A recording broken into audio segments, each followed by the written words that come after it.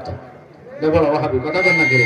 আওয়াজ জোরে তো, নারায়ে তাকবীর, নারায়ে তাকবীর,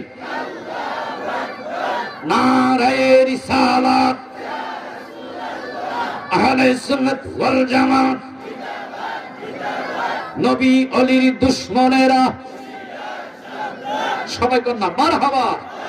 ঐতিহ্যবাহী খান্দুরা দরবার শরীফ সৈয়দ রাজাউল কামাল ওয়াসিম সাহেব আল্লাহর রাসূলকে জবান দিয়ে খুশি করলে আল্লাহ খুশি হয়ে যায়। মারহাবা। এখন তো দুঃখ লাগে, ভয় লাগে, কেন জানেন? আমাদের লেবাস লই কিছু আলেম হই, ও আল্লাহ ফতুয়া শুরু করছে কোরআন লইয়া, ফতুয়া শুরু করছে রসুল লইয়া, ফতুয়া শুরু করছে আল্লাহ লইয়া। যে হুজুর এরা কারা? এরা কারা যারা আল্লাহকে নিয়ে ফতুয়া দেয়? আমি এরা ইনশাল্লাহ যদি বসেন সময় দেন বলছি তো আনকমন আলোচনা, যেগুলা শোনেন না এটা শোনাবো।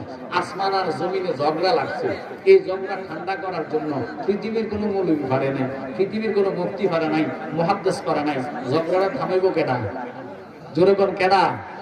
তিনি আমাকে আপনাকে দেখে কি দেখে না?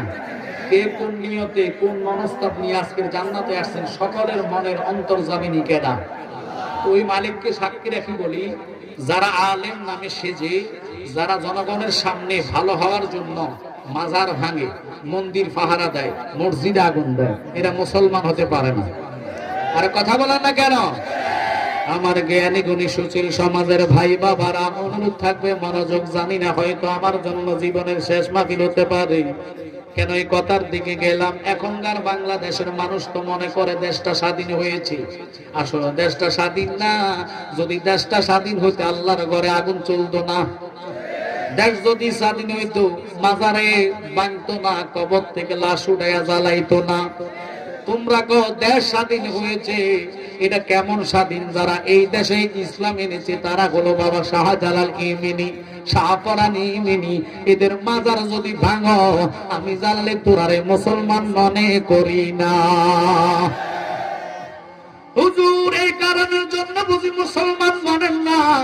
না, এটা কথা না।